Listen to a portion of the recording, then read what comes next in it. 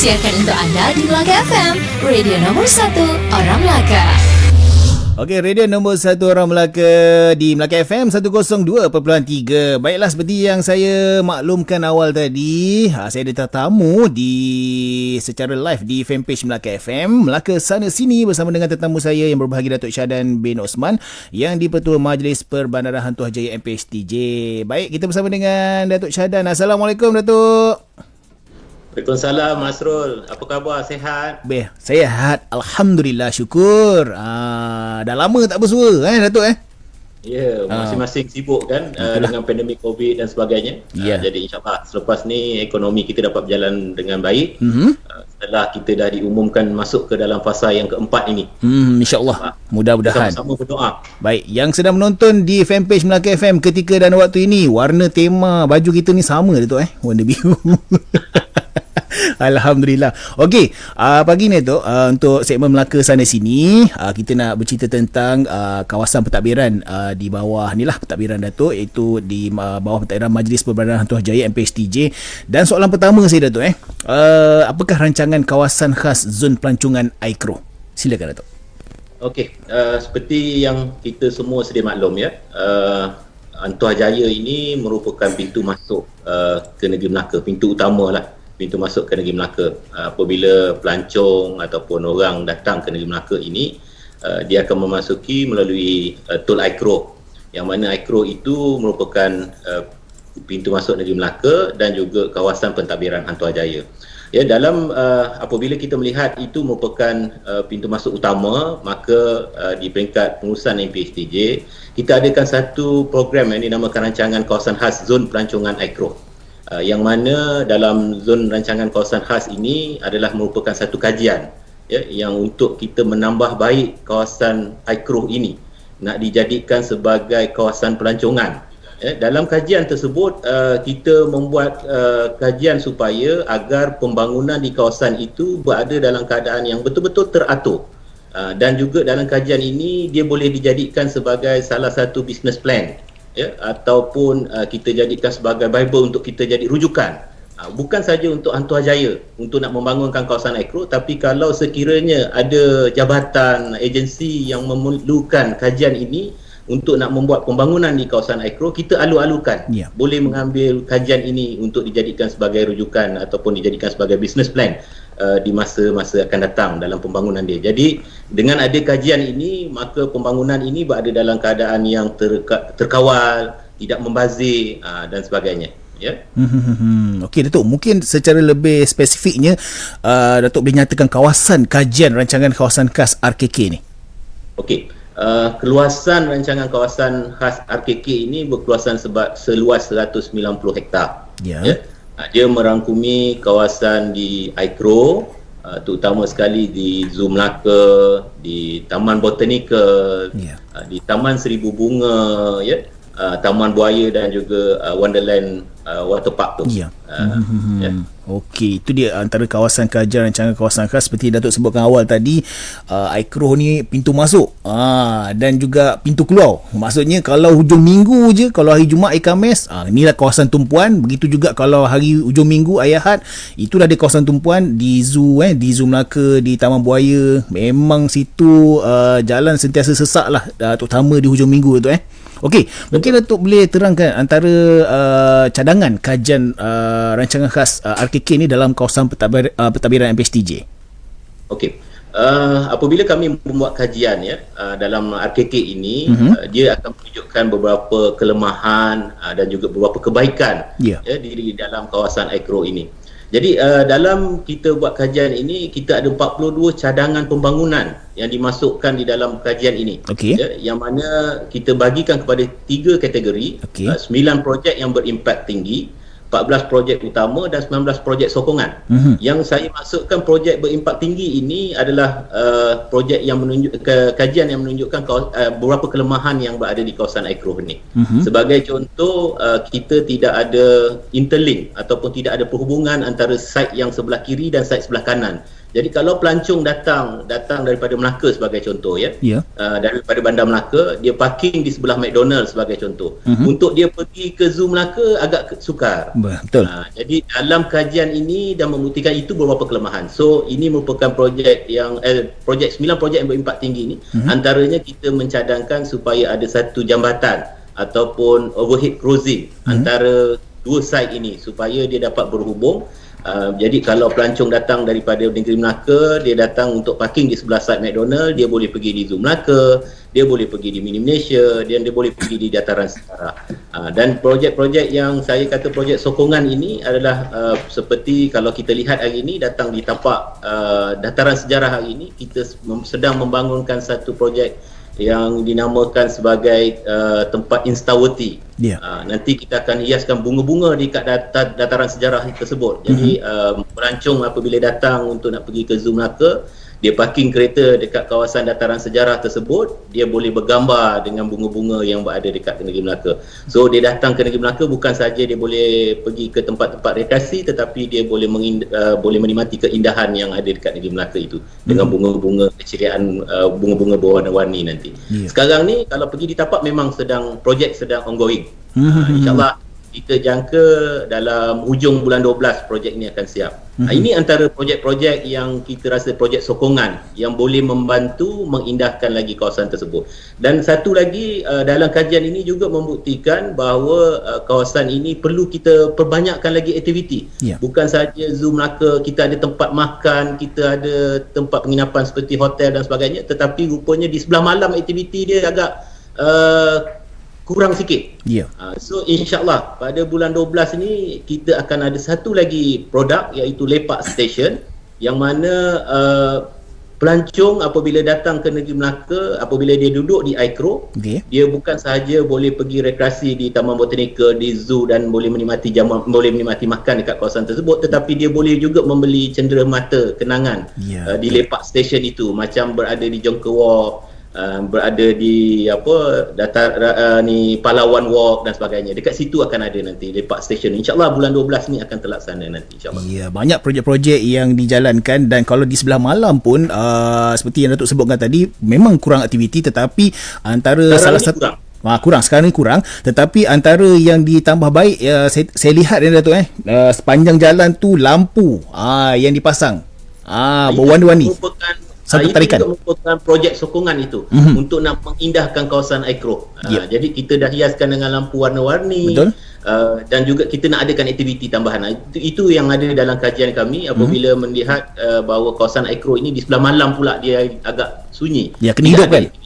Nak kena hidupkan. Betul. Bila ada kajian ini, tu yang saya katakan dia boleh dijadikan sebagai business plan atau sebagai rujukan untuk kita nak majukan kawasan Aikro dan nak menarik pelancong lebih ramai lagi datang ke negeri Melaka. Alhamdulillah pada baru-baru ini apabila Melaka masuk ke dalam fasa keempat ini, saya dapat lihat perkembangan pelancong datang ke negeri Melaka ni agak meningkat. Di Zoo Melaka je, untuk makluman Asrul Zoo Melaka, sepanjang Melaka dah masuk ke fasa keempat ini, kita telah mencapai hampir 2 juta ringgit orang datang ke negeri Melaka, ke Zoo Melaka ini. Alhamdulillah. Saya tengok pun hujung minggu hari tu pun susah juga kalau dari Durian Tunggal nak keluar, tengok ramai pelancong yang datang nak keluar masuk di Tol Aikroh tu. Okey, baik, kita nak berehat seketika Datuk. Selepas ni kita akan sambung lagi perbincangan kita bersama dengan yang berbahagia Datuk Syahadan Osman, yang Ketua Majlis Perbadanan Hantuajaya, yang sedang menonton ketika ini di fanpage Melaka FM. Terus bersama dengan kami di Gegar Pagi 6.10 Melaka FM, mempersembahkan pagi anda.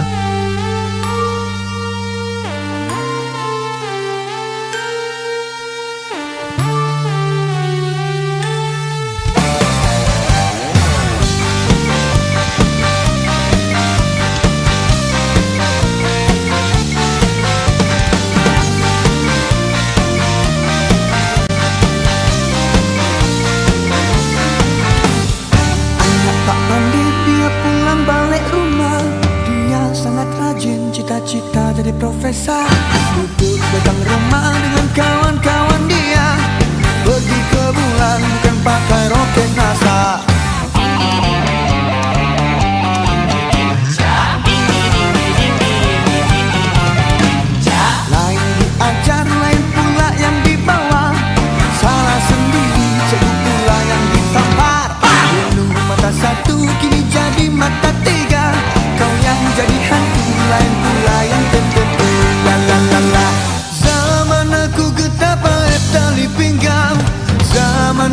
surat layang duit terbang. Ada kata ikut kawan, itu confirm perangai syaitan. Ini bukan duduk Tanjung Rambutan. Tan untuk ekeladi kau dah tersedut melayang kepala. Sap rokok tembakau Cina, salah koma orang yang lain pun kena. Kan emak iloi, baru kau terpekik badanmu kau terkantoi. Jentik mandi dalam kolam. Ingat adik-adik jangan buat macam-macam. Tak kungkap masuk pintu keluar tingkap.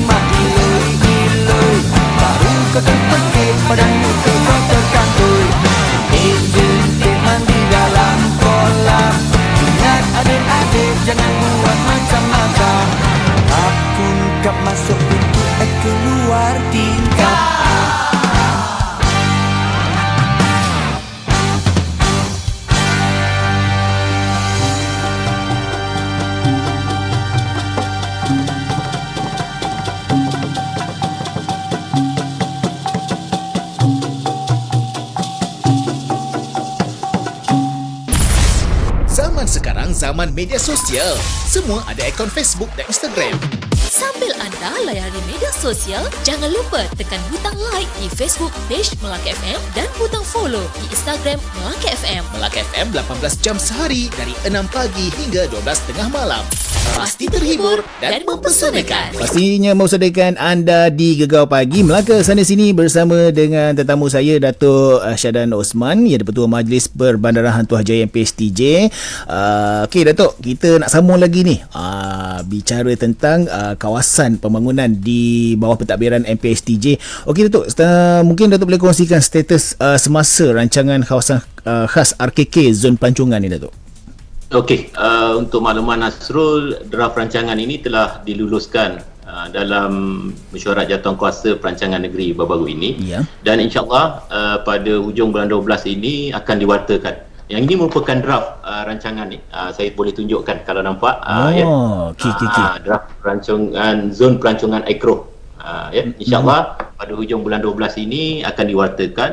Maka selepas ini, kalau setelah diwartakan nanti, jabatan-jabatan atau agensi-agensi ataupun mana-mana syarikat yang ingin majukan memajukan projek di kawasan Aikro, boleh datang di Majlis Pembandaran Hantuahjaya untuk kita lihat kajian yang telah kita laksanakan di kawasan Aikro ini. Jadi dia tidak perlu membazir lah untuk melantik konsultan untuk buat kajian di kawasan tersebut. Kita dah sediakan kepada investor yang ingin datang untuk memajukan kawasan di Aikro, jadi dia boleh buat rujukan kajian ini nanti. Jika adalah pihak-pihak swasta ingin membangunkan sesuatu kawasan di bawah pentadbiran, dalam laporan boleh jumpa di MPSTJ. Ya, kita alu-alukan untuk dia datang di MPSTJ dan dia boleh lihat kajian kita ini nanti, insyaAllah. Okey, dan tindakan segera yang diambil oleh pihak MPSTJ terhadap projek-projek utama ni Datuk, bagaimana? Okay, seperti saya maklumkan tadi beberapa projek yang sedang kita mohon, ada yang kita sedang mohon di peringkat kementerian yang berimpak tinggi. Antaranya yang saya sebut tadi, kita nak buat overhead crossing untuk menghubungkan side yang sebelah kiri dan juga side yang sebelah kanan, supaya apabila pelancong datang, kalau datang daripada Aikro, dia parking di dataran pahlawan, dia nak pergi makan di McDonald's sebagai contoh, dia ada overhead crossing, dia boleh pergi dekat sebelah sana dengan berjalan kaki dan sebagainya. Jadi permohonan peruntukan juga telah kita mohon di peringkat Kementerian Pelancongan, ya. Kita telah mohon beberapa tempat, dan juga kalau di projek sokongan yang lain, kita hampir 70% telah kita laksanakan. Kalau hari ini suruh datang di kawasan Aikro, suruh pergi lihat di bawah flyover sebagai contoh, kita dah hiaskan dengan bunga-bunga. Lepas tu sekarang ni kita ada dengan lampu warna-warni yang sekarang pernah satu ketika diviralkan sebagai lampu COVID. Kalau perasan. Betul. Secara tak langsung sebenarnya benda tu. Lampu tu untuk nak hiaskan kawasan, tetapi rupanya diviralkan, dijadikan sebagai lampu yang macam Samsung light bentuk COVID. Kebetulan. Dia kata. Kebetulan. Jadi kawasan Aikro ni sedang kita bangunkan lampu-lampu hiasan warna-warni. Antaranya lagi nanti seperti saya sebut tadi, kita akan ada lepak station lagi pada bulan 12 ni, insya-Allah. Jadi kita sedang hampir 70% projek-projek ini telah kita laksanakan, projek-projek sokongan ini telah kita laksanakan, kecuali projek-projek yang berimpak tinggi yang memerlukan peruntukan yang besar, kita sedang mohon di peringkat kementerian. Kalau mengikut Datuk, dia punya jangka untuk projek-projek ini dijangka siap, mungkin mengambil masa berapa lama, Datuk? 3 ke 5 tahun. Projek yang berimpak tinggi ini kita ambil masa ke 3 ke 5 tahun, kerana permohonan ini kita memerlukan permohonan peruntukan, dan juga untuk melaksanakan projek ini juga merupakan projek yang besar, so mengambil masa yang agak lama sikit. Pastinya kawasan utama pintu masuk ke Negeri Melaka ni akan berubah wajah, InsyaAllah mungkin dalam 3 ke 5 tahun seperti Datuk sebutkan tadi. Dan salah satunya Datuk sebutkan tadi, kalau saya datang di kawasan Zoo Melaka, kalau nak melintas tu, kalau ada laluan pejalan kaki bawah tu, Datuk, saya ingat lagi, memang kawasan tu memang cantik sebenarnya. Sebenarnya kita ada laluan di sebelah bawah itu, tetapi nampak macam kurang diguna pakai oleh masyarakat lah, oleh pelancong. Tetapi walau bagaimana sekalipun, itu sebab kami berkeinginan untuk nak membuat satu jambatan overhead crossing yang berbentuk lebih kurang macam Saloma Bridge. Kalau itu dapat dijadikan sebagai trademark, apabila orang masuk ke Negeri Melaka, saya rasa insya-Allah itu akan jadi satu tarikan pelancong yang lagi nombor 1 lah nanti, insya-Allah. Apabila kalau kita dapat buat macam seolah-olah berbentuk Saloma Bridge, yang boleh menghubungkan antara Zoo Melaka ke McDonald, Zoo Melaka ke Botanical ke Taman Mini Malaysia dan sebagainya. Dan saya lihat juga di Taman Botanical Melaka juga ada projek-projek yang sampingan yang telah pun dibangunkan oleh PMPCJ, tu. Di sini saya juga mengambil kesempatan mengucapkan terima kasih kepada syarikat-syarikat swasta, kerana ada beberapa projek yang sedang dilaksanakan merupakan projek CSR yang diberi secara percuma oleh syarikat-syarikat swasta. Kalau macam Asrul sebut tadi tu, di Taman Botanical, kalau dulu tempat masyarakat kita buat senam aerobik, dengan keadaan yang tak berapa rata, sekarang ni datanglah kita dah buat interlocking brick dengan secara sempurna, kita ada tempat instawati dekat situ, jadi masyarakat boleh datang untuk bersenam aerobik, dan sambil-sambil tu dia boleh berehat dengan mengambil gambar dekat kawasan sekitar. Jadi saya mengambil kesempatan sini, saya mengucapkan terima kasih kepada beberapa syarikat yang sanggup mengeluarkan sumbangan untuk melaksanakan program-program untuk mengindahkan lagi kawasan-kawasan di kawasan pelancongan Aikro. Satu lagi yang menarik perhatian saya, Datuk, iaitu pengindahan flyover MRTC di bawah tu. Memang cantik. Ada bunga-bunga, lampu-lampu di sebelah malam, insya-Allah. Kalau naik atas tak nampak, kena turun bawah.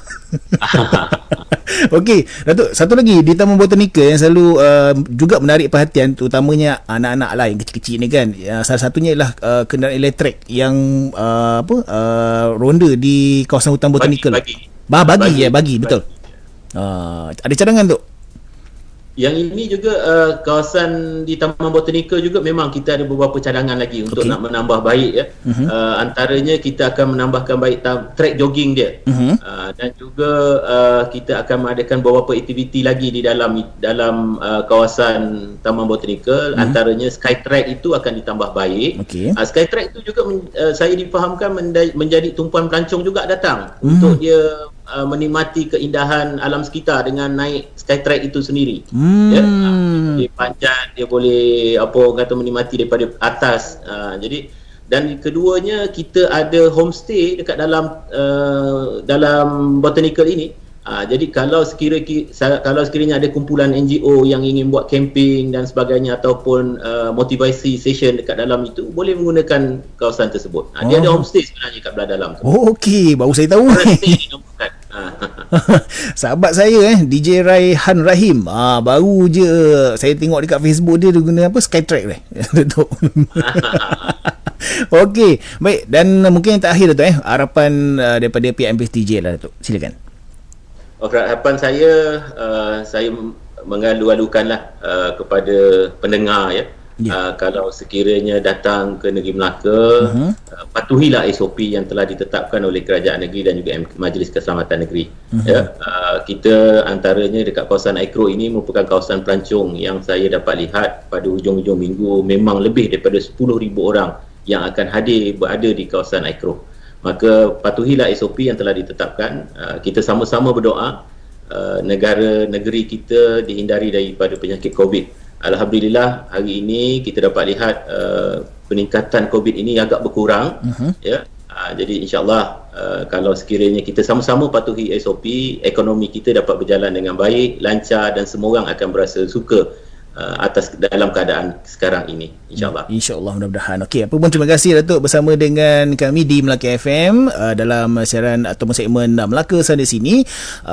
InsyaAllah mungkin di lain masa, di lain ketika kita akan bersama lagi Datuk. Okey, terima kasih Asrul. Ya, baik, terima kasih. Assalamualaikum Datuk. Waalaikumsalam. Baik, itu dia tadi bersama dengan saya Datuk Syahdan Osman, yang Ketua Majlis Perbandaran Hantuah Jaya MPSTJ Melaka Sana Sini. Dan apa pun, terima kasih atas perhatian anda yang menonton di fanpage Melaka FM. Dan selepas ini anda akan bersama dengan rakan setugas saya, iaitu Daim Zaidudin akan bersama dengan anda. Apa pun, anda terus setia bersama dengan kami di Melaka FM 102.3. Jumpa lagi. Assalamualaikum. Bye-bye.